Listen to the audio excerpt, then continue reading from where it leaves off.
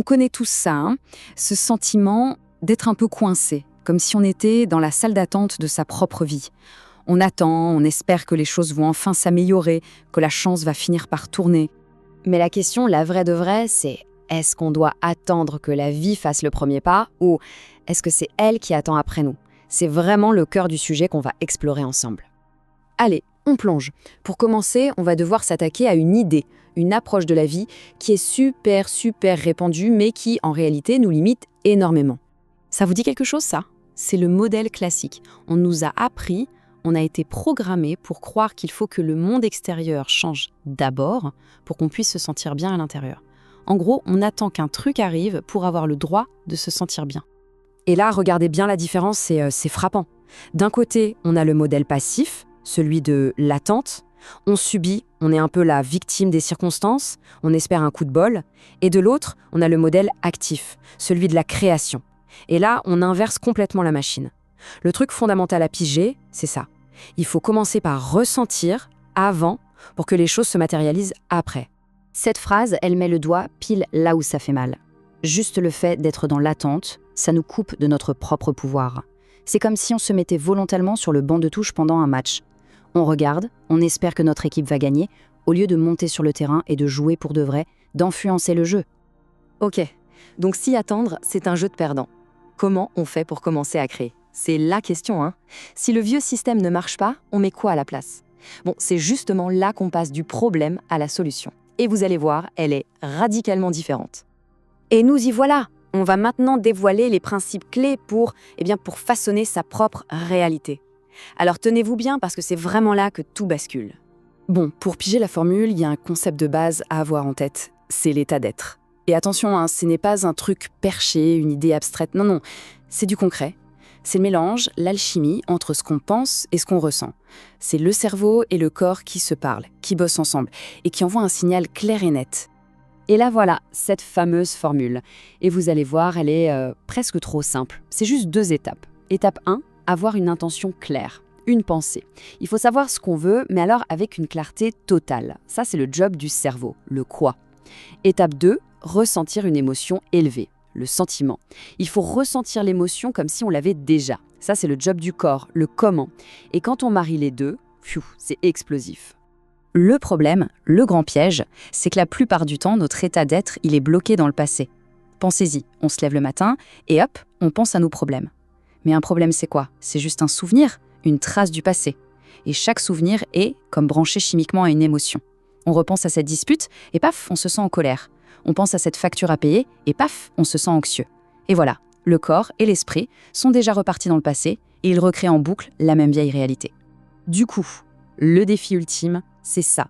Si on est constamment tiré en arrière par nos souvenirs, par nos émotions passées, comment on fait pour casser ce cycle, pour enfin construire quelque chose de vraiment nouveau? La réponse, elle est hyper simple, mais complètement à l'inverse de ce qu'on pourrait penser. On s'en souvient. Voilà, on se souvient de son futur. Laissez cette phrase faire son chemin.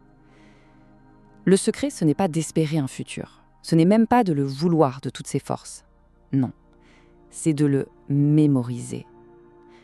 De l'imprimer dans son cerveau avec une telle clarté, une telle émotion, qu'il devient aussi vrai, aussi tangible qu'un souvenir du passé. Et ce qui est dingue, c'est que biologiquement, pour le cerveau, c'est le même processus. Quand on imagine très fort, très précisément, un futur qu'on désire et qu'on y colle une émotion puissante, genre de la joie, de la gratitude, eh bien le cerveau, lui, il ne fait pas la différence avec un vrai souvenir. C'est comme si c'était déjà arrivé. Et là, on arrête de croire uniquement à son passé, on commence enfin à croire à son futur. Et ça, ça change absolument tout. Bon, ok, la théorie, elle est fascinante, on est d'accord, mais concrètement, au quotidien, on fait comment? C'est ce qu'on va voir maintenant. On va parler du travail pratique, du boulot de tous les jours, qui est souvent difficile, faut pas se mentir, c'est là que ça devient sérieux. Et le point le plus important peut-être, c'est celui-ci. Pour créer quelque chose de nouveau, il faut d'abord déconstruire l'ancien. C'est logique. On ne peut pas construire une maison neuve sur des fondations pourries. Il faut tout raser, faire de la place. Et bien là, c'est pareil. Il faut désapprendre. C'est la condition numéro 1 pour construire du neuf qui tienne la route.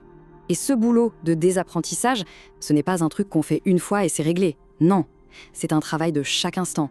C'est une pratique. c'est remarquer ses propres réactions automatiques, c'est sentir la colère qui monte et se dire « stop », c'est choisir de ne pas céder à l'impatience, c'est ne pas laisser une simple remarque ou une situation pourrie nous faire replonger dans nos vieux schémas.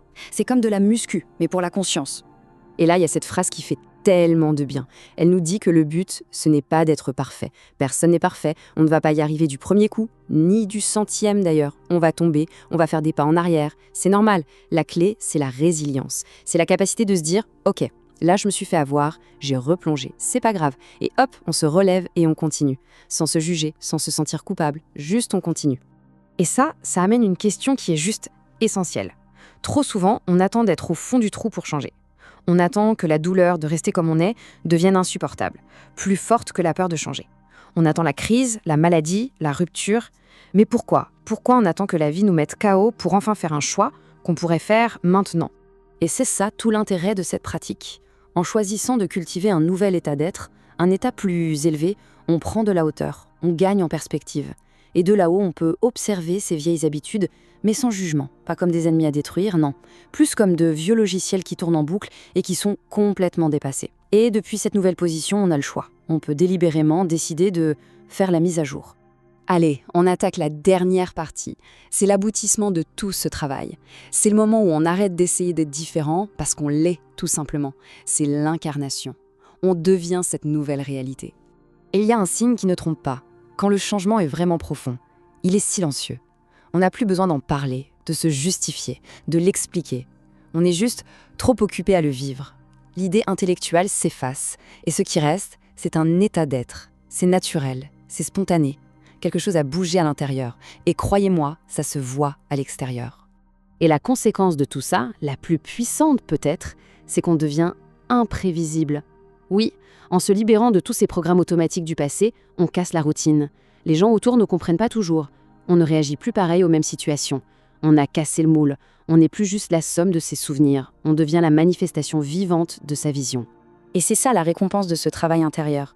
Quand on arrive à aligner son état d'être avec sa vision du futur, on arrête de courir après les choses. C'est fou, mais c'est comme si on les attirait à soi, magnétiquement. L'univers ne répond pas à ce qu'on veut, il répond à qui on est. C'est une sorte d'initiation, un passage à un autre niveau de jeu. Alors, pour conclure, la question finale, elle revient vers nous comme un miroir. Le passé, au fond, ce n'est qu'une collection de souvenirs, des connexions dans notre cerveau. Rien de plus.